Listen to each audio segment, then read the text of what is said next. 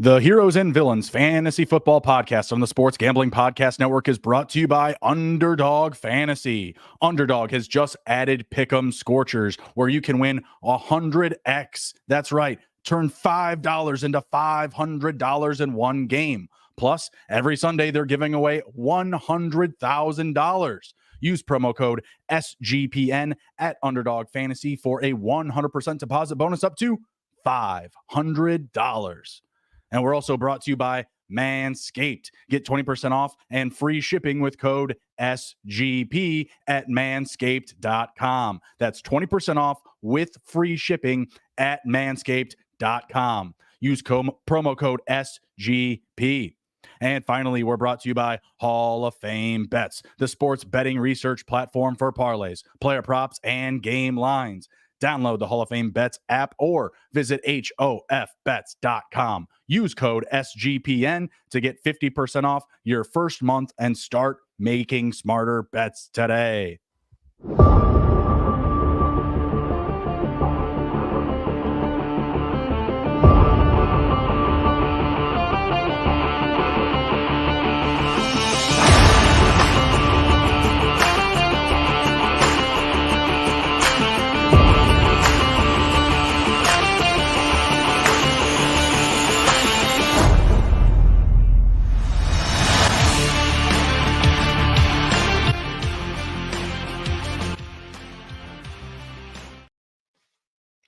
D-Gens assemble. Welcome back to Heroes and Villains Fantasy Football. I am your host, Justin Bruni. Joining me, as always, is my co-host and partner, Mr. Andrew, the TD King, Raub. And joining us on this special guest evening is Sebastian Fearon, the SGPN Fantasy Doctor. Good evening, gentlemen. How are we doing? What is up? What is up? How we doing, homies? Good, Bruni, as always. Love talking some fantasy. Always enjoy these start-sit questions. It really gets the gears going in my mind for the upcoming week. What we should do, who we should fade, where we should put our nice flex players. So yeah, man, let's get into it. I always love hearing Sebastian talk about the injury stuff because that does truly matter for us in fantasy. So let's get show on the road. Yeah, we are going to turn up on a hump day. Be sure to smash the like button and download the episode on Apple and Spotify podcasts. It's going to be a little bit of a longer episode tonight, so buckle up, grab your popcorn. We're going to be asking Sebastian about a plethora of injuries, whether it's players going away, coming back. We're going to get the lowdown on some health statuses here, and we're also going to dive into our start and sit mailbag from our listeners. All right, so first up, we're going to dive right in here, Sebastian. I want to talk to you about a couple of guys that we're losing. Talk to me about Justin Jefferson and Devon Achane. Achane has been brilliant. He's been a fantasy darling. Whether you drafted him at value or picked him up off the waiver wire, absolutely been producing when given the opportunity. And then Justin Jefferson, the fantasy football darling, the dude, the 101, going to be out for at least 4 weeks. Both of these guys going to IR. Give us some updates here. How's it looking? How bad is it? Yeah, I mean it's tough in these streets. Exactly like you said, we've seen some fantasy football studs get absolutely put on the IR. So we'll start with Justin Jefferson, obviously wide receiver one, arguably the best wide receiver in the league. Hamstring injury, right? These hamstrings are very difficult to deal with in season, particularly. It's kind of probably best case scenarios that they put him on the IR. So that decision to put him on the IR so quickly tells me that it's a grade 2 injury, not a grade 1. So you grade them, right? The higher number the grade, the more severe the injury is. So we're looking at a bit of a moderate hamstring strain, typically around 4 to 6 weeks, right? So 4 weeks is kind of the early end to return. The bad thing with these hamstring injuries is always the increased injury risk. So anything with the soft tissue, if a player it feels better before it's actually healed. So players typically try to come back too soon, and then they go do that first sprint, or they really try to push it, and then all of a sudden it's retorn. So my rest of season outlook for Justin Jefferson, unfortunately, is not very good, which nobody wants to hear. But I mean, do what you can. If anybody's, if you try to find a sucker who's got high hopes and try to trade him away, he could still have some trade value. But for me personally, Justin Jefferson's a little cooked. And at that point, when he does return in potentially 5-6 weeks, what is the Vikings record going to look like? That could be an ugly situation. That's my concern is like, you know what? Maybe he is healthy in 5 weeks, but the team has been terrible. Unfortunately, Justin Jefferson also doesn't play defense. This isn't college football. So defense bleeding yards, second worst in the NFL for total yards against. I don't know what they're going to look like. And it does concern me here, especially my 14% best ball exposure. God bless. God bless. That hurts.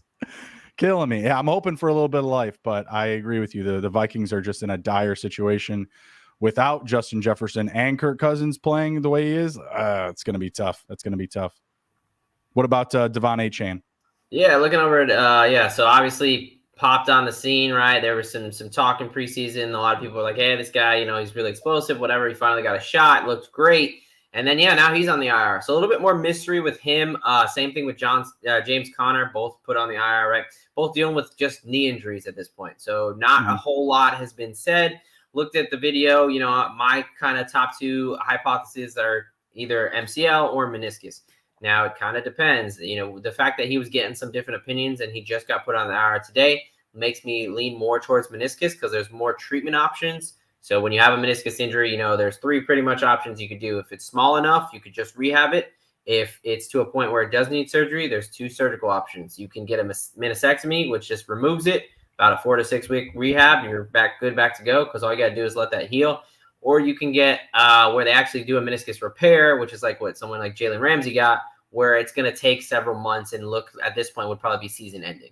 So, a big mystery with Achane. Yeah, all we really know is that he's definitely going to be out the 4 weeks. We're going to have to wait and see kind of what's going on. But, for both these guys, definitely the potential to not just be 4 weeks. So that is kind of the big concern there.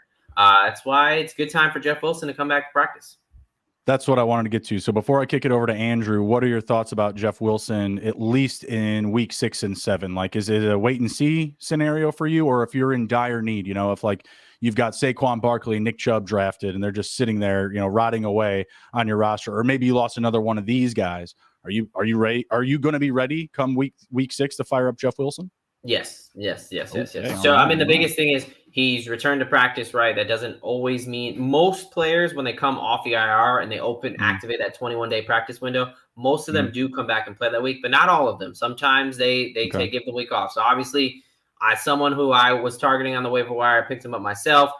He did do a limited practice today, which is a good sign. I would love a full practice, at least one on Friday, if not two, Thursday and Friday. But yes, he is someone, they play the Panthers this week. I expect them to be up big. I expect them to just, be running the ball a lot. And any part of that Dolphins offense you can get, I want a piece of, especially in that backfield. So, yes, I will absolutely take them. I mean, Jeff Wilson was RB2 on the preseason depth chart. So, I mean, obviously the Dolphins liked him. It was not really set that Mostert was going to be the clear starter at the beginning. They had kind of rotation there. So, I think he could work his way out into a pretty good role there. What are your thoughts on Jeff Wilson this week, Andrew? Yeah. Any shares? Yeah, I do have a little bit of him, and I'm ready to rock and roll with him too, because it's just Raheem Mostert. I don't think they want to give him 100% of the carries either, because he's been known to also be injured. So I think that they are going to split it up. Obviously, Mostert is the guy there, so I expect probably more like the 75-25 split. But it's a pretty good week for them, rushing, or at least it probably should be. So I would be okay starting him. I don't want to start Jeff Wilson, but I think if you kind of are on the fence and kind of need to because of buys and injuries, I think it's okay to set him in the lineup. Well, Sebastian just gave me a lot more confidence. I was, utterly on the fence. Like, I could go both ways with this.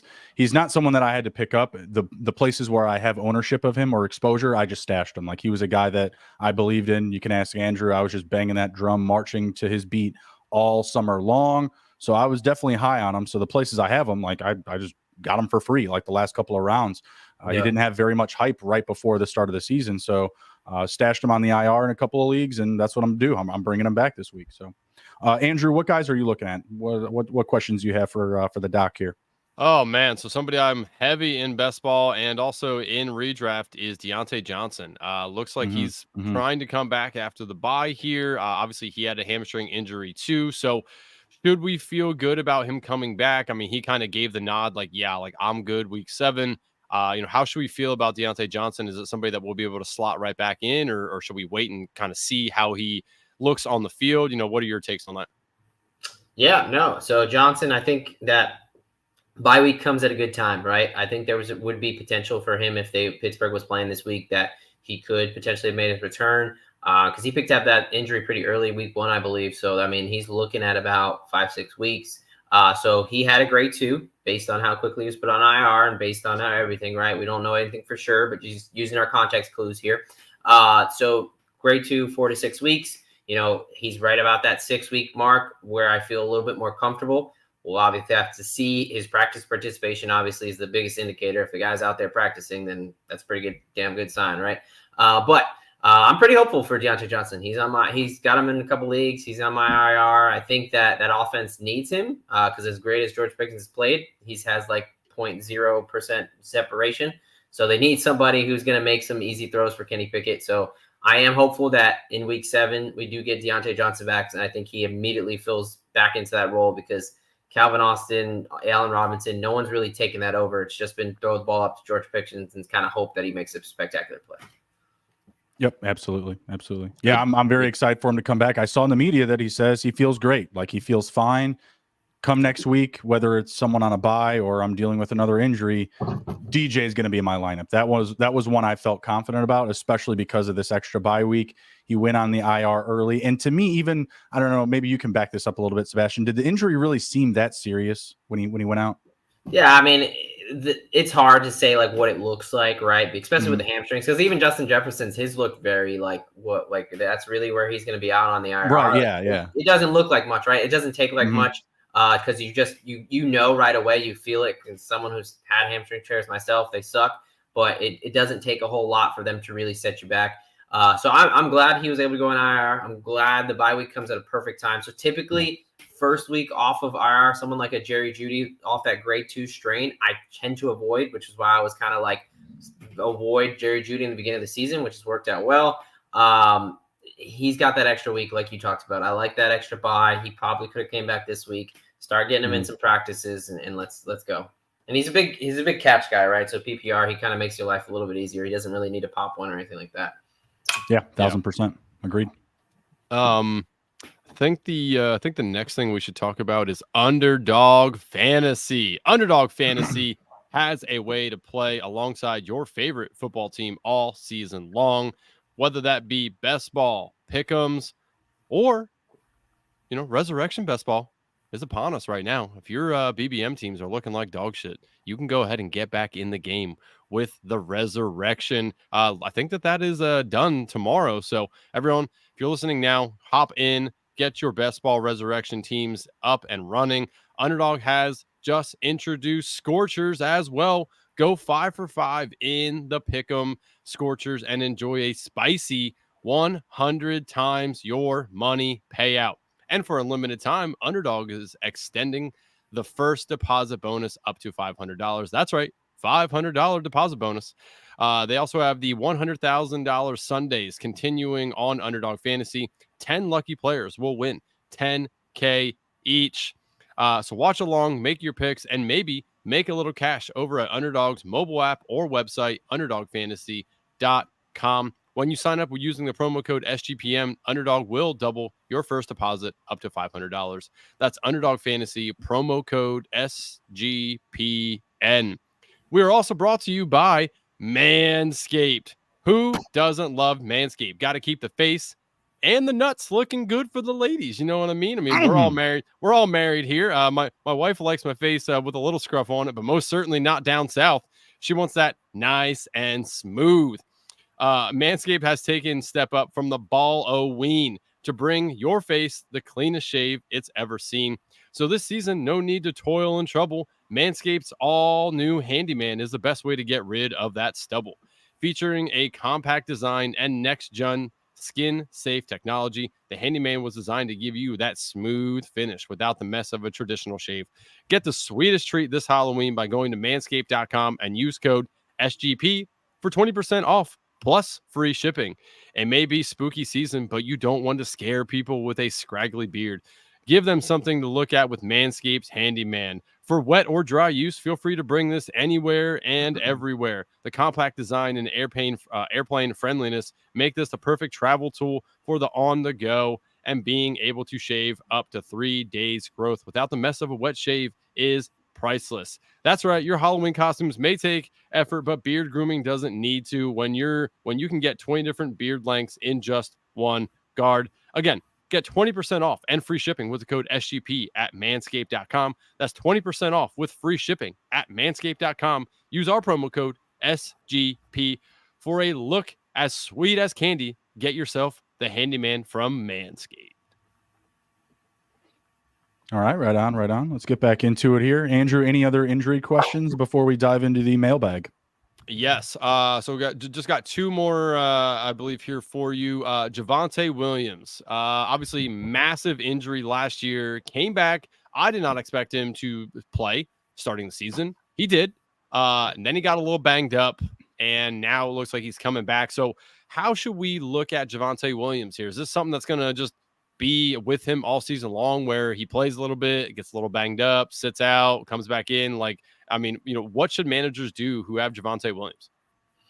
Yeah, no, I mean, yeah, it's tough. Anytime that someone's coming off to such a major knee injury, there's always going to be a little bit of elevated injury risk. I don't think it's something you got to be worried about as far as going forward. Typically, it gets a little bit easier as the season goes on. But I agree. I mean, he's somebody that was a pretty gnarly injury, and it didn't happen in the very, very beginning. So I didn't expect him as well. He definitely was practicing and back on the field way sooner than I thought. He's looked okay. Hasn't looked great in some spots. So he picked up a quad injury. It kept him out last week. We kind of got to see the birth of Jaleel McLaughlin, right? That's kind of where this all came from. And he's coming back. He's not on the injury report. He had a full practice Wednesday, so he's going to be a go. I just hate the matchup, and I don't know what that backfield is going to look like. I don't expect them to really be leading and leaning on the run much. I think they're going to be behind against the Chiefs on Thursday night. I don't know how many opportunities it's going to happen. And, they've seen what McLaughlin can do. He definitely looks a little more explosive than Javonte Williams. So are they going to put him and get those pass reps? So this week, I do not love Javonte Williams. From a health perspective, he should be all right going forward. I'm just pretty concerned about what it's going to look like this week on Thursday night. Yeah, you nailed it on the head there with the game script. If I'm someone that had already owned Javonte Williams and I spent a lot on Jaleel McLaughlin, I'm starting McLaughlin this week. I don't trust, Williams coming back with a short week and off of injury. I don't like it one bit. And like you alluded to, like they're most likely going to be playing from behind. It looks like the Broncos and Sean Payton are trying to tank anyways. So why, even overexpose Williams to extra opportunities to injuries? My only concern is maybe he steals a touchdown, but I like Jaleel McLaughlin. He's got a lot more jump, a lot more juice. Like a per touch basis, I think you just trust him more just based off of his ability, agility, and speed. Are we just out on Samaje Perine? I mean, Justin, I know you and I were drafting him a lot because I love him. I love him. So do I. They don't. He looked efficient this season so far. Like, they don't love him though. They're not giving him enough touches. Even with McLaughlin there, like he should be dominating the ball. He's not. I don't get it. Yeah, I don't understand it either. I mean, why bring this guy over, tell him that he's going to have a specific role, and then just not utilize him? I mean, he just hasn't. This season he hasn't had more than 8 carries in a game. He's averaging around like 5. I don't know. To me, it makes no sense. I think honestly, his biggest role for them is in the receiving, which this team has no business. Yeah, I mean, they have no business in running the ball a ton. They're always behind in games. So I feel like Perine is going to get a little bit more usage moving forward here because, again, I think that they now saw over the last 2 games, he's doing a lot better with the opportunities he's getting. Last game, 4 receptions for 73 yards. His longest was 29. So I'm looking for Perine in the passing game, but outside of that, man, like I honestly just want to stay away from this backfield. Yeah, no, it's a 3-headed monster, right? The way it looks. Yeah, definitely. Sucks. So Sebastian, what about James Conner? Looks like he's going to be out multiple weeks. So first question, I guess, for you is what's up with James Conner? What should we be expecting? Do you think that they could potentially shut him down for the year because the Cardinals are awful? And then also just kind of talk to us about Keontae Ingram and DeMarcado. Like, are they worth, in your eyes, probably picking up? And I guess at this point, people have already done waivers. So, I mean, I guess, you probably have already picked up these guys if they've been out there. Do you think that they're good starters? Do you think that it's worth the 3 to 4 or 5 weeks, however long you think James Conner is going to be out, to have them out there? I mean, just what should we expect for the Cardinals backfield? Yeah, absolutely. So James Conner, definitely someone who's unfortunately got some mystery to it, right? Just labeled as a knee injury. We know even less about his because not even sure what play exactly it happened on. So right now, all we know is he's going to be out 4 weeks at a minimum, and it's a knee injury. I do expect more information to get released, kind of as it trickles out. It's typically how it'll go. But as far as the backup situation, yeah. So watching the game last week, I thought DeMarcado looked pretty good. 4.5 yards of rush, a touchdown. He looks pretty decent filling in. Now Keontae Ingram is dealing with a neck injury of his own, so he's been active the last 2 weeks. We'll have to see how the practice goes. Definitely murkies the water a little bit. I think I have a little more trust in DeMarcado purely because he's healthy. He's fully healthy, and he doesn't have that neck injury. Neck injuries are pretty tough to deal with, especially as a running back. I mean, you're always going to get hit, right? That's what you're going to feel in your neck every single time. So I think that, right now I trust DeMarcado a little bit more, but I think that's one of the situations where you just got to really look at the matchup and see, what do I going to expect of them? I know they play the Rams this week, so Rams got a pretty decent against the run. I'm not sure if I love the matchup for the Cardinals there. Divisional game, maybe they get a little frisky, but I think DeMarcado is the guy that I would trust, but it's still a situation I'm not starting unless I love the matchup. Bruni, how do you feel about it? Because I'm looking at their depth chart right now. Keontae Ingram is listed as the starter over DeMarcado. So he's the practicing on a limited basis is what I'm seeing. So I'm with Sebastian here. DeMarcado, he scored a touchdown last week. He obviously is familiar with the playbook enough. I mean, and they don't have anyone else. Like, even if Keontae Ingram and DeMarcado are healthy, they don't have anyone else. And like Sebastian said, coming back from injury, neck injury, it's a sensitive area, whether it's your vision looking left and right or taking a hit, whatever it is, it's got to be 100%, right? So if he gets in a full practice, maybe he's the dart throw play, but I still think that DeMarcado gets the most touches this week. I think a good way to look at it, like if you need to win week 6, DeMarcado is probably the play, right? But if you need to win season long or the end of the year, maybe it is Ingram. I don't know. We'll see upon any sort of return. Another situation where you may not see the running back come back because team's bad. They suck. Yeah, this backfield feels like a fantasy villain to me, right? Like I kind of want to steer clear of it. I mean, their next couple games are at the Rams, at Seattle, against Baltimore, at Cleveland, I guess Atlanta. Like, those teams, a majority of them are pretty good against the run. So I'm going to be steering clear of this. But yeah, I mean, I agree with you. I think short term, DeMarcado is probably the best one there. Long term, I know that they do like Ingram, so maybe you want to take that approach if you're trying to feel this out long term. But honestly, I just stay away. I mean, it doesn't. I just also haven't liked Keontae Ingram when I have seen him in the NFL. Like, he hasn't been amazing. How many touchdowns does Keontae Ingram have in his career? How many do you think? I don't really know off the top of my head, but I still feel like it might be 0. It could be wrong. Like, I could be wrong. I don't know. DeMarcado gets in there first weekend. Career, he has 1. Damn, DeMarcado, day 1 on the job. Boom. Got him. I think DeMarcado could very well be. Let me be your hero. I tried to spend on him. Everyone was like, no, I want to spend more. I was like 37. Or in 1 year. 24. No, I tried to buy him everywhere, Andrew. I got 1. Well, what did he go for in those things? Like what was the highest you saw? I saw him go for 100, the full bag. The full Whoa, bag. That's crazy. I tried to drop 42. Dang. No, that one was 37. I tried to drop 37. I don't know if I was even the second highest. All I saw was the hundo, and I was like, dang, son. That's a little much. Yeah, in a league that we have that we had $1,000 fab budget, he just went for $599, and that was outrageous. That's 50% or 40%. That's not sick. I can't even do math. That's 60%. Sorry, it's absurd. It's just no reason. Yeah, for that. That's a lot. I don't love him that much, but yeah. I think maybe I also got him somewhere else for like 277 or something like that. I may have pulled that off. I don't know. Bruni, I think the only other thing that I want to talk to Sebastian about real quick is just Austin Eckler. Just what should we expect? Is it something that you think that it's going to his issue? His injury is going to linger throughout the year. It's kind of pain management. Is it something that we should be worried about re-injury for? I mean, Austin Eckler is definitely top 3 RB for fantasy. So, it's definitely important to have him out there on the field. But, is he going to be Austin Eckler, or is he going to be a 80% shell of himself? No, yeah. Let's talk about some good news finally. Yep. So Austin Eckler is I will be starting.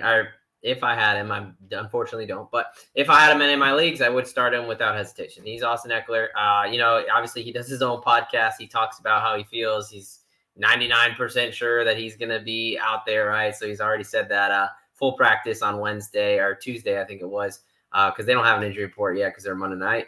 But yeah, no, he's on week 5 of recovery. That's, again, 5-6 is where I want to be. I don't want to be in those 3 to 4 weeks. That's where re-injury risk happens. And you're right, they're going to be a shell of themselves. But as we get into the week 5, week 6 of a high ankle sprain, that is where you start to really want to, you'll start seeing those guys.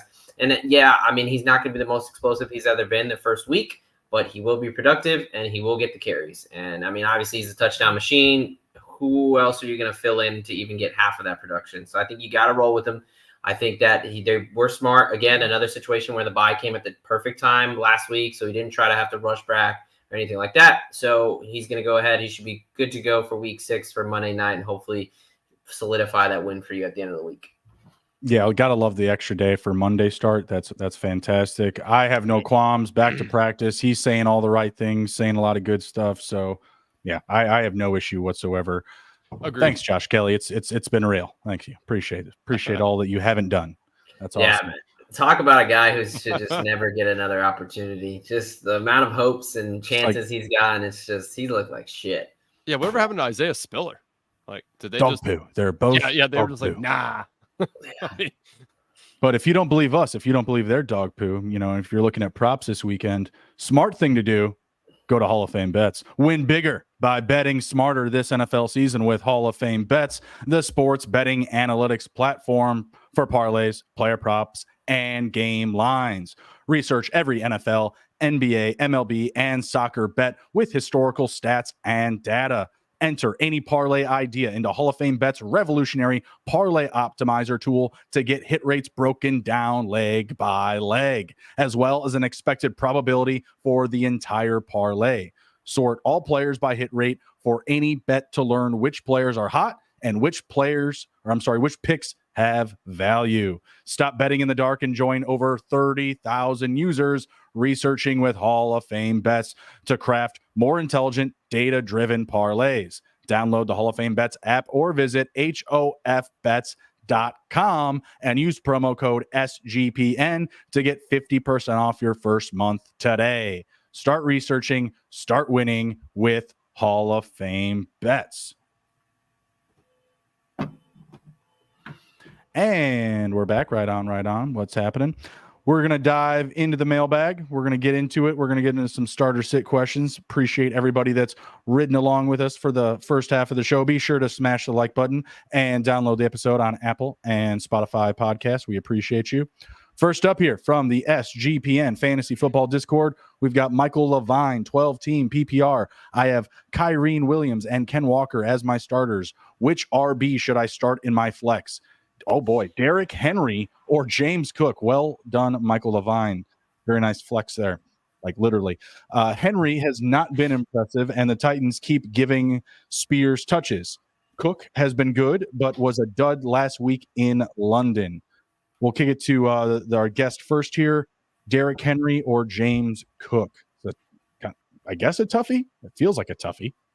Yeah, I think I would definitely go James Cook because the New York Giants suck, and I hate to say that, but I would go Cook here. Like you said, it's really kind of 1A, 1B.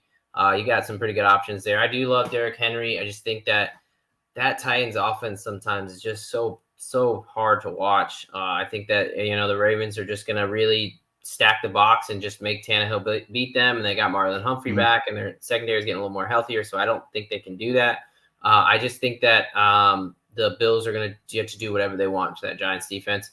And I think that involves James Cook being able to run all over them. You saw Mostert and A-Chain both have good days against this defense. So they're very susceptible to the run. So that's where I would go. Maybe it's a little bit because I'm pissed at my team right now, but I would go Cook. Close to the situation. What do you think, Andrew? Yeah, I'd probably go James Cook too because of the matchup. The Giants have been getting torn up on the ground.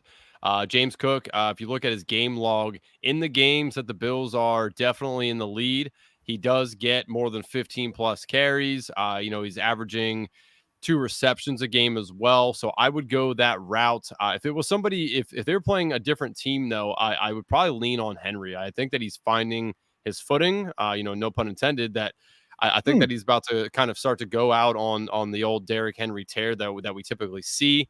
But for this week, I will agree with Sebastian and go James Cook.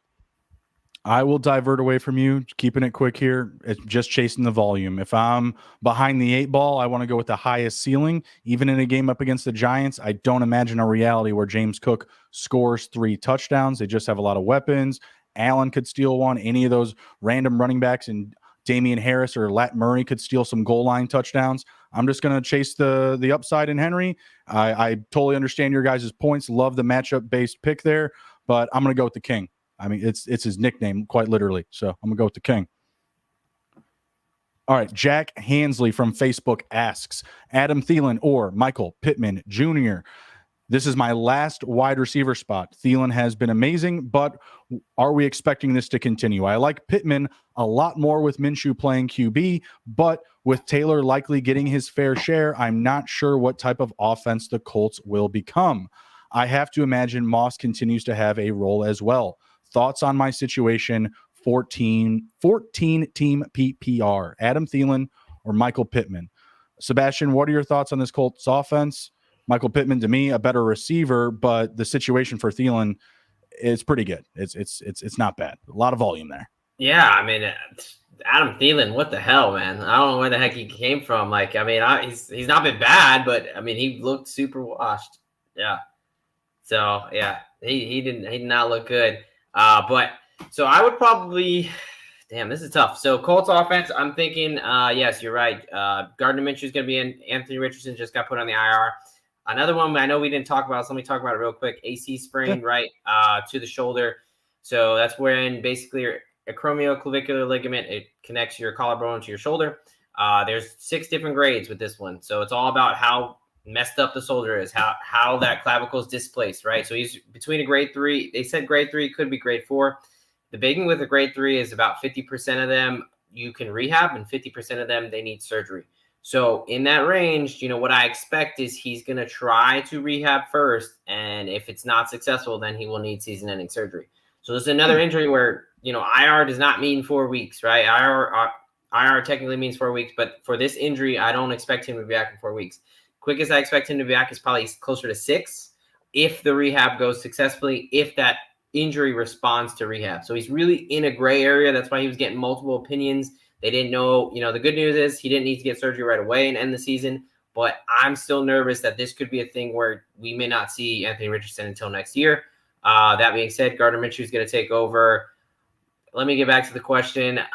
Damn. I think I got to go Pittman for the big playability. That's what I would say. He's got more boom ability. You have a higher floor with Thielen, but I think for the boom potential, I would go Pittman. That's fair. Andrew, what say you? I think I already know, but let's hear it. Let's get it out. Oh man, it is tough for me here. What happened? I am a known Adam Thielen hater. I think he's on the wrong side of 30. One. A confident one. What happened? Yeah, he's again. This is one that I've taken it on the chin so far this year. Granted, I mean, if he was so good, the Panthers wouldn't be coming out saying we definitely want to go find a wide receiver 1, right? Like, so I do think there's Adam Thielen. I mean, again, like if I had Adam Thielen on any team, which I don't, I'd immediately be trading him away because if they go get T. Higgins or somebody else, like Adam Thielen's opportunities and production is going to drop off. So back to the question, though, and this may surprise you, I will start Adam Thielen. The Panthers are going to be getting killed this weekend by the Dolphins, like murdered. So yeah, I think there's going to be plenty of volume for Thielen. I'm actually okay starting Pittman too. Like this is kind of a toss up for me. I will take Thielen just because of the production that he has had so far. Both quarterbacks aren't very good for either of these guys. I love Gardner. I love what he stands for and his mustache, but There's a reason he's a backup, right? Like, I mean, he's not a starting quarterback. Boo that. He is better than a lot of starters in this league, sir. I'll take him over a handful of starting quarterbacks right now. Thank you. Okay. Thank you. Well, that's not a backup. Just playing on the wrong team. Than a lot of them. Gardner Minshew would have been just as good, if not better, than Baker Mayfield in Tampa Bay. You can't tell me otherwise. I won't hear it. I don't know. Maybe. I mean, I love Gardner Minshew. Boo hickey. That's what I say to that. Boo hickey. The mullet and the mustache he was rocking for a while was awesome. I love the story about how he just walks around his jockstrap in the in the locker rooms. Like, that shit is hilarious. That's so funny. But I will take Adam Thielen this week. Again, I think there's gonna be plenty of opportunities. They're not gonna run the ball very well. They're gonna need to throw the ball a piss ton. So I'll take Adam Thielen, but I'm fine starting either one though. I don't have a fade on Pittman at all. Yeah, I beat to both of their drums all off season long. I was all over Thielen. I was all over Pittman. Again, Andrew can back it up. In this situation, I'm going with the matchup here. 11th most fantasy points allowed to the wide receiver position. Miami most likely going to be up, score a lot of points. Even if it's somehow a weird game and it's somehow close, they've been bad to the position. I like Pittman a lot. Someone I would definitely try to buy in on now. Cost might be a little bit higher. Definitely a prettier penny than last week, but I still like him a lot, especially down the stretch. Just not a lot of competition there. Josh Downs coming along, kind of beating, Alec Pierce, but not gonna outshine Pittman for targets and opportunities. All right, next we've got Sam West 57 from the SGPN Fantasy Football Discord asking, Amari Cooper or Chris Godwin in a 12-man standard league. Not even sure if Watson plays, and even if he does, is that a good thing for Cooper if he's not 100%? Godwin hasn't been amazing, but not bad. Feel like I like the option to go with Godwin, excuse me, butchering that. Is there something I'm missing about Cleveland and Watson? So Amari Cooper or Chris Godwin, is there something he's missing about Cleveland and Watson? Yeah, I would give Godwin for sure this week for sure. So Mike Evans, another one we haven't talked about yet, but he's dealing with a hamstring injury. He picked it up last against the Saints in week 4. Then they had their bye. I was concerned about him. The team didn't seem too concerned, but he just came back and he did not have a practice. Did not practice today, right? That's never a good sign. Wednesday injury reports, you take it with a little bit of grain of salt. They typically give some veteran rest days. They let that injury heal. So I'm not super concerned yet, but I'm starting to get concerned about Mike Evans. I do not like hamstring injuries, especially during the season. So I think that lends to Godwin's favor. Even if Evans is out there, he might be a little limited, so he could be used as a decoy, but Godwin really will be the one that they'll attack. And then, Deshaun Watson thing's scaring me. I don't know what's going on with that. They're calling it a shoulder strain now, kind of shoulder rotator cuff strain, which on your throwing arm isn't going to feel good to throw the ball a bunch. And he's not a very good thrower of the ball anyway. So I do like Amari Cooper, and I was high on him this year, and I think that he has some potential. But P.J. Walker against the San Francisco 49ers just scares the living shit out of me. So why would I want to touch that? That's fair. I'm in the same boat with you. Niners defense, super scary. I don't like the option. What do you think here, Andrew? Is this a clean sweep? Yeah, agreed. Godwin. Again, just matchup. I think that Godwin and Cooper probably see around the same targets, so it's not that play for me. It's just Detroit's defense is. I think I heard somebody call Detroit the Diet Coke to the Niners. The Niners and the Lions kind of play similar. Both offense and defense a little bit here. So, it's just matchup based. I will take Godwin versus the Lions. Yeah, that one felt a bit easier. It seems like Sam West was on the same path. All right, Chris Poverly from Twitter asks, Ramondre Stevenson at Las Vegas or Jonathan Taylor at Jacksonville? I started Taylor last week after he finally played nice. I lost, and now I'm 2-3. I really don't want to trust Stevenson, but can we trust Taylor after he wasn't involved last week? In addition to how well Moss played, I can't imagine he has 20 plus touches, but I know, he caps all the word no, Ramondre won't have either. I am torn! Exclamation mark. 12-team PPR. Stevenson at Las Vegas. Taylor at Jacksonville. I'm not even gonna blink. I'm not even gonna blink. Jonathan Taylor. Oh, okay. The Patriots have been terrible, awful, all period. Yeah. I cannot in good conscience put my faith in Ramondre Stevenson, let alone any of them. I can't do it. I cannot do it. I love Ramondre getting buried by Bill Belichick. Yeah. What do you got, Andrew? Go ahead. Take this. I'm gonna take Stevenson. I think this is kind of a slow leak get right game for him here. Vegas has not been very good at stopping the run. Stevenson is the best guy. I think Bill Belichick gets back to the root of what has worked for him in the past. Put Stevenson out there. I mean, Taylor, it's going to take him a little bit of time. Playing? Can he do that? Being a part of like Patriots alumni and also owning the Raiders. But when you say get back to what he's been doing that's worked well, is Tom going to play, you think? Asante Samuel was asking for it. Asante Samuel went to social media and was like, please, Patriots, go get Tom back. Like, he owns the Raiders. He can't play this week. Sorry. Yeah, obviously that's not going to happen. But man. I mean, until I see Taylor really dominate this backfield, Zach Moss again looked really good. So until I see that, I will take the guy that should be the best running back in his tandem here, and Stevenson. And I don't buy into Zeke, being the best guy there whatsoever. I do think Stevenson sees more work in the pass game as well.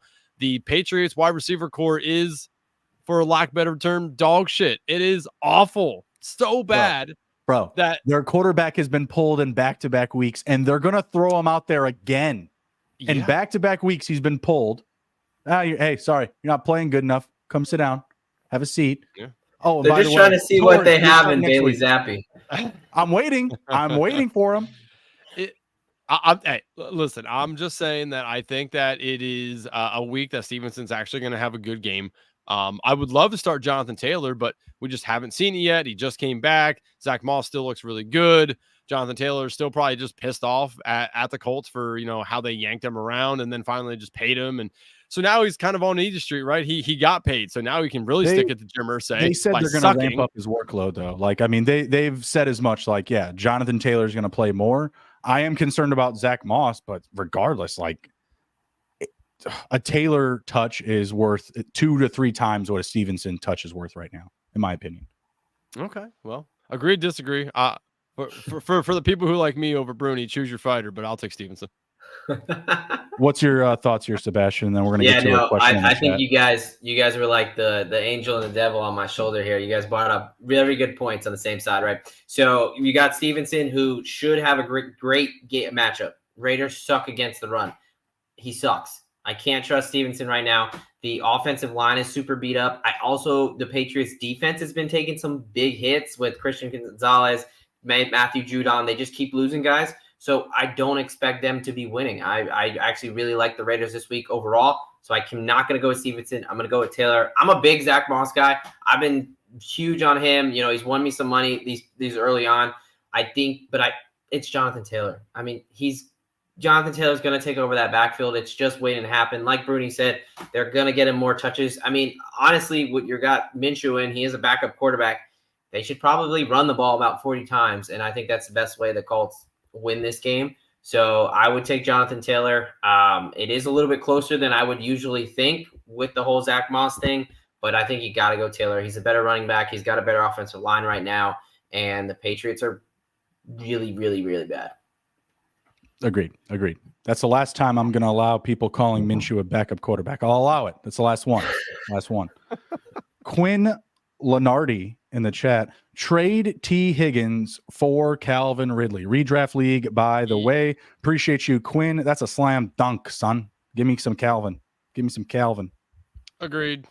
Yeah, they're pretty similar for me, though. Like, I would have them only like a 1 tier apart. So I don't think it's a big upgrade, but I do think it is an upgrade. I will take Ridley over the guy who has been hurt a little bit and is also not the one on his own team. Now, with that said, he might be on the trade block, so maybe he goes somewhere and is the wide receiver 1 on the team. So just careful with what you're doing with them. But yes, I do think that the Ridley upgrade is nice. Thoughts there, Sebastian? Maybe include the T. Higgins injury. Yep, exactly. Yep. So I think just like Andrew said, healthy, I think these wide receivers are pretty similar. However, one is not healthy, right? So T. Higgins rib fracture. This is typically an injury that takes at least 2 to 4 weeks to heal. I mean, to heal, it technically takes 6 weeks, but typically guys come back in the 2 to 4 weeks. He missed last week. He may give it a go this week. I think he's gonna be limited for a couple weeks. I mean, rib injuries suck and it's fractured. So anytime a guy laughs, anytime he turns, he does something wrong, he's gonna be in pain. And he's already had a bit of a struggling start to the season. He's really only had one good week, and he's struggled with some drops, which is we really don't see from him. So, he's just not all right there. So if you can get him for Calvin Ridley, who should be the wide receiver one, I'm not in love with with Ridley, but I think he definitely is an upgrade there, largely due to the injury. Agreed. All right, next up we have David Ellis from the SGPN Fantasy Football Discord asking for my flex. I have the options of Christian Kirk, Roschon Johnson, or Jerome Ford. Scoring is PPR based. I rank them how I listed them and have Kirk in my lineup. Should I pivot to Johnson with Herbert out? I think this one to me feels easy with Christian Kirk. I don't know what you guys think here. I know Andrew loves Rowe, but he's not even practicing yet. Yeah, I do think Roschon Johnson passes gets out of the concussion protocol. I mean, he has enough time to do it. It would be, he played last Thursday, so there's definitely enough time for him to pass that and get in there. So I do love Johnson, but I'm also going to go Kirk. The Colts secondary is not very good. They just had another injury pop up for them. So I think Kirk and Ridley both feast on the Colts. But I would Ford's last for me here, and I really love Jerome Ford too. So, but that you can't start them against the Niners. Like that's just such a tough matchup. You have to be in dire straits to want to start Jerome Ford against the Niners this week. So, I think you probably feel pot committed with how much you probably spent on Ford and probably Roschon. If people listen to the show, I was talking about Jerome Ford all offseason. You probably just drafted him like I did in a lot of leagues, and just now he's just sitting there. And hey, shout out Adam Pelletier, who told people this past Sunday, go pick up Amari DiMarcado. He told him to do it before the kickoff. I was like, yeah, wow. Hey, ask him what he's got. Any lottery numbers for me this week or what? Yeah, right. Do you have a guy out in Arizona and he kind of knew something was going to happen? I guess so. Exactly. Yeah, I mean, I was like.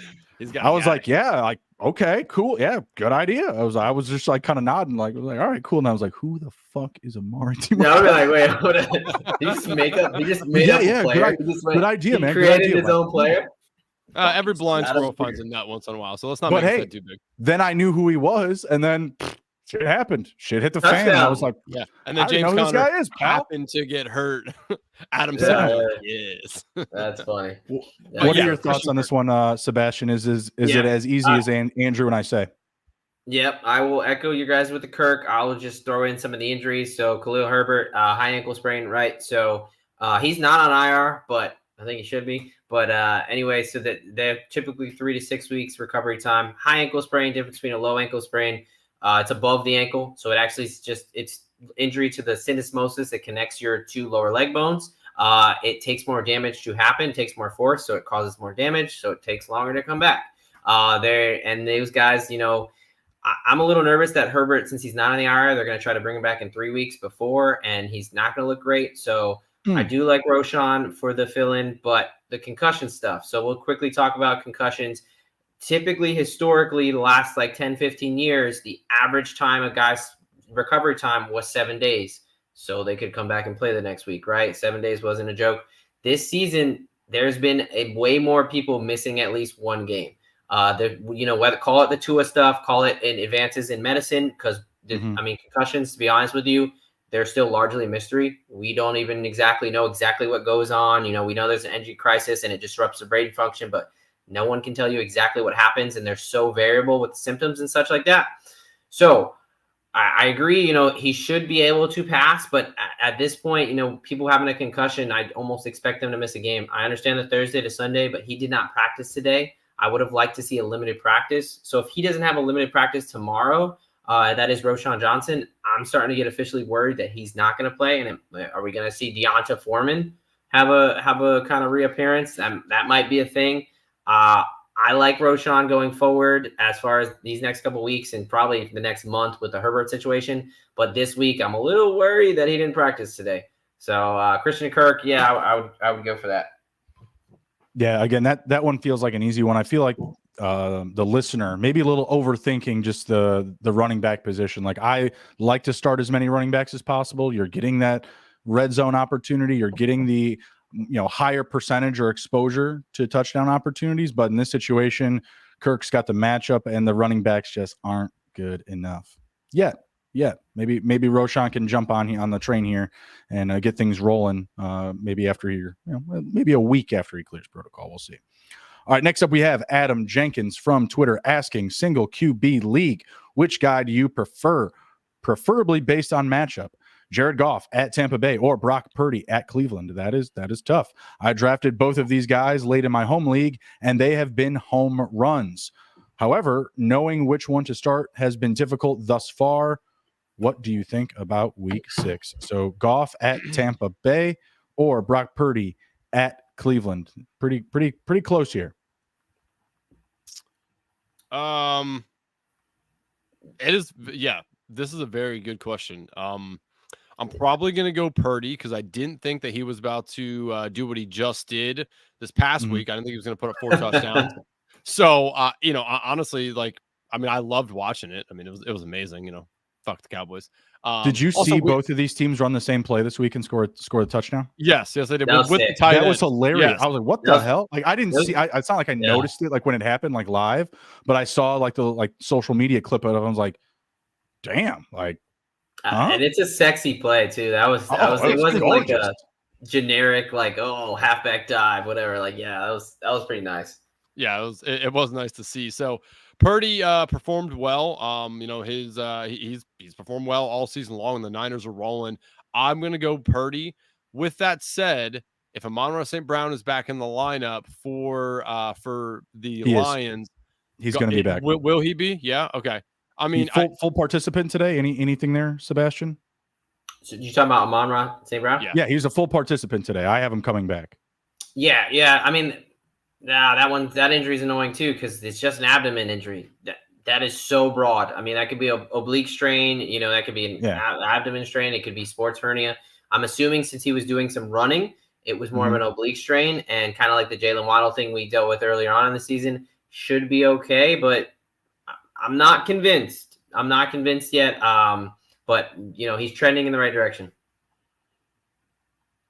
Okay. Yeah, I mean, again, it's real close for me. I'll still take Purdy. Again, he's just been lights out, and the Niners have been rolling. Not that the Lions haven't, but I don't know. The supporting cast around Purdy is slightly better than what the Lions have. So I'll take Purdy, but I think you should feel good about starting either of these guys. I like Purdy because another one of my house calls, David Montgomery, too much a factor. They get down to the red zone. That dude is eating up everything. Jahmyr Gibbs, another one, if you want to touch on briefly here, Sebastian, doesn't sound like he is likely to play this week, or if he does, on a limited basis, was not participating in practice today. But for me, that running offense with David Montgomery, they get inside the 10. It's the Monty show. So I think Purdy has a little bit more upside, and his team is like running up the score like every week. I'll go with the safer floor. I think for Purdy, this is very close though. I like Goff a lot this season. Yeah, I'm going to differ from you guys. I don't. Okay. For me, it's not as close because I told myself that I'm going to avoid the Cleveland Browns defense with a lot of my matchups. And I know they had a bye week, so we haven't seen them, but that defense is nasty. I think that that game, first of all, is going to be like super low scoring. I think it's going to be like 21-3 or 10 or something like that. But as far as and I think the Tampa Bay and Detroit Lions game is going to be a little more high scoring than people think. But Jahmyr Gibbs, like you said, picked up a hamstring injury super late last week, kind of popped up out of nowhere, so happened in practice, which always sucks. Hamstrings, again, I hate them. I'll keep, they were found to be the most burdensome injury in the NFL with 75% of people missing at least one game. They just suck. As someone who's had them, as someone who rehabs them all the time, like you think they're good. And then, it doesn't take much like we saw with Cooper Kupp to really turn this into a big issue. He didn't practice today. Never a good sign. even if he does play, like you mentioned, limited, high re-injury risk, I would not play him right now. I love Montgomery. He's someone in both my leagues that I really love, and I've loved that I've snagged him. But anyway, I do like Goff in this spot just because it's a better matchup. I don't think the Bucs have, they have decent defense, but I think that, that game could be a little more high scoring where the Browns, I think the Browns are going to put up a much bigger test on defense for the 49ers. The Cowboys defense, they've had a lot of injuries, and I think they're a little bit of fool's gold. I'm not so sure they're going to run right through the Browns defense like they did the Cowboys, although they'll probably only need to score like 7 points because that Browns offense is going to be terrible. Cowboys defense has been pretty good though. I was surprised how many points they were able to put. That was damn good. I think Trayvon Diggs injury really hurt them. Yeah. That ACL tear really, really hurt them. All right, couple questions left here. We have Noah Stoll from the SGPN Fantasy Football Discord asking Logan Thomas or Kyle Pitts this week. Their teams play each other, and they both duel for my starting tight end spot in Week 6. Pitts had a good game last week and was on my bench. Where else would he be? Luckily, I had Thomas in my lineup and won. What should I do this week? Always want to start Pitts, but now I actually have a reason to. 14-team PPR. Logan Thomas? Sebastian, you go first. As a Washington homer, I don't want to go first. Yeah, damn. I did not think I would be having this conversation when I was watching Kyle Pitts ball at Florida. My Florida guy. Damn. I really, really, really want to say Kyle Pitts because the Washington defense just got torched by a terrible Bears team. Sorry, both of you guys. But what the hell? Yeah. What is that, pal? I didn't realize. Before I said, when I said it, I was like, "Oh man, not the podcast is me saying that." But listen, this guy. I agree. Logan Thomas actually impressed me. He was one of the waiver wire pickups. I picked him up myself because this tight end market has just been awful. It's just been terrible. So I'm gonna go Logan Thomas. I know the Falcons defense may be a little better, but I think the Falcons may be up in this game. So when they are up, they do not pass the ball. They just run. Listen, I'm sorry. Actually, I'm not sorry. Fuck the Commandos. What am I talking about? Oh, man. But you want to compare our quarterbacks? Thomas. You want to compare Sam Howell, Justin Fields to Daniel Jones, pal? Well, we can get into it. Yeah, they're we can get into it. Someone who's won a playoff game versus people who haven't even sniffed the playoffs. But it's true. True. Listen, I can't defend my team right now. Oh my god, I got so mad today just looking at the injury report. But yeah, no, Logan Thomas for me. I changed my answer to Kyle Pitts. I agree with you. Like, we shouldn't even have this conversation. Like, I don't know what the hell the Falcons are doing here with Jonnu Smith and Kyle Pitts, and now Bruni. They brought in your boy Van Jefferson. So they are just muttering the water for guys that aren't going to catch the ball. It makes no sense to me what the hell they're doing. It's Logan Thomas for me.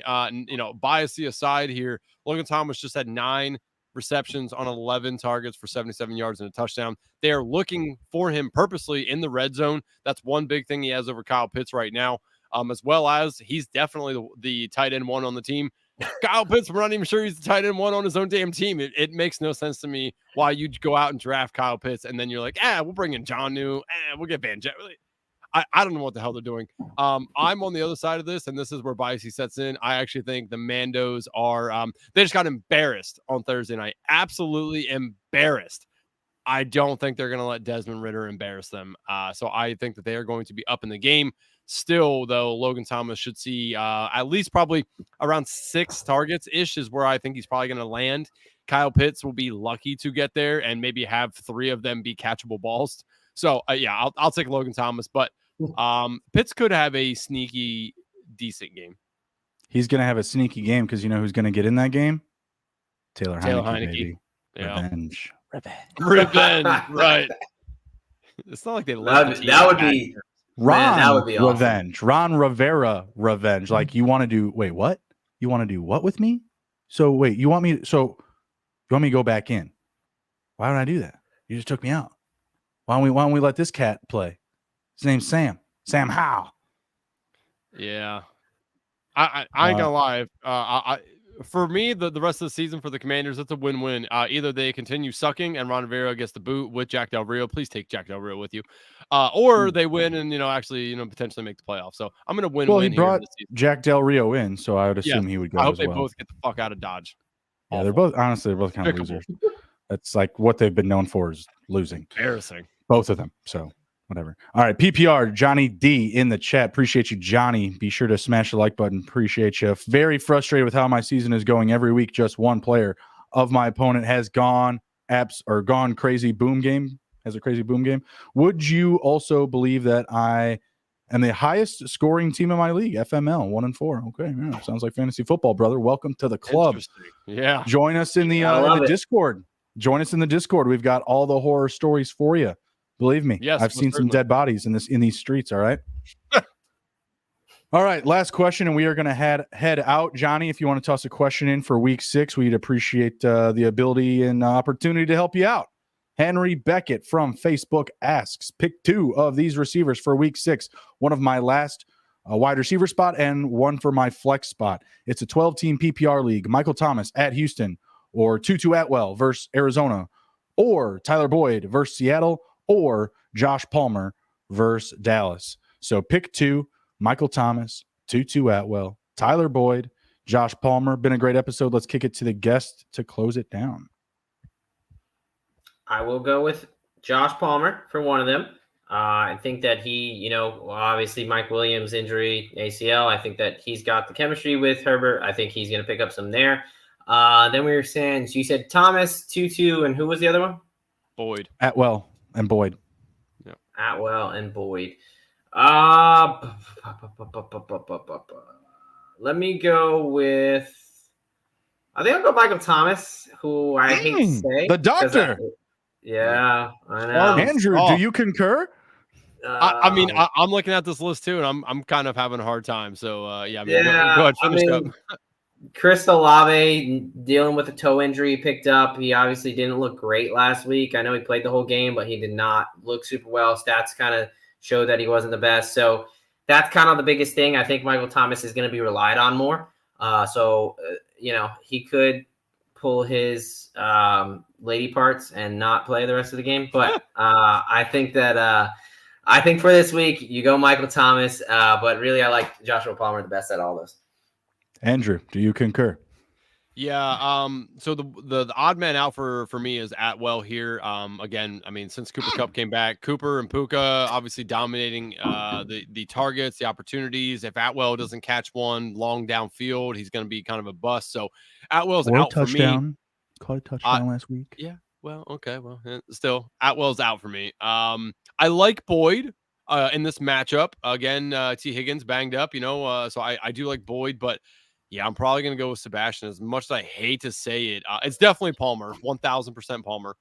And then it's probably Thomas just because of everything Sebastian said. Olave injured. Though Houston previously, before the season, has been very good at not allowing touchdowns to wide receivers. I see here, obviously, they have the 4th fewest fantasy points, so still on that train of not kind of giving up a ton of points to wide receivers, but I think they're going to have to pass the ball. So I'm going to go Thomas as well, but Boyd is very close for me. So I'd be okay with that too. Just not Atwell. I'm going to go Palmer and Boyd for all the reasons you had mentioned about Palmer very easily. He's just the next guy there behind Keenan Allen with Mike Williams out, and Tyler Boyd, second most fantasy points allowed to the wide receiver position going up against Seattle. Love the matchup. Love the opportunity with T. Higgins a little bit banged up. So I'm going to keep it clean and go with Boyd and Palmer. I like Atwell as well. Arizona allowing the 7th most fantasy points to the wide receiver position. Very good matchup. But like Andrew said, with those 2 receivers healthy, there goes 20 targets. Like, you're just losing yourself exposure to opportunities to touch the ball. It's tough. That's tough. All right. Very good. Gentlemen, anything to share before we head out? Real quick, Travis Kelce, do not get scared away by the questionable tag. Low ankle sprain. These are mild injuries. Clearly, he came back, was productive, even found the end zone. I know he's questionable. Don't overthink it. Start Travis Kelce. If DFS or something, you want to use it, opportunity to buy low, props market, whatever. I think Travis Kelce obviously has a great matchup. don't overthink that. Make sure you have Travis Kelce in your lineups. The only thing I want to add in here again, just rehashing. If you are not in the Discord, join us in the SGPN Discord. We do talk fantasy football a ton. It's not just Bruni, Sebastian, answering your questions. It is fellow fantasy footballers as well. So you get a lot of opinions in there. Please feel free to hit us up on Twitter if you don't know how to get into the Discord. We can definitely get you an invite out there, as well as join us on Twitter as well. Our handles are below. Feel free. I'm always willing to answer any questions you guys want to send on there. Tag us in anything. Again, like this video, subscribe, hit the notifications so you know when we are talking start, sit, dynasty, IDP, you name it. We do go over it here at the SGPN Fantasy Football Division. Yes, sir. Yes, sir. Everybody take care. Be well, be good. And if you can't be good at it. We'll see you.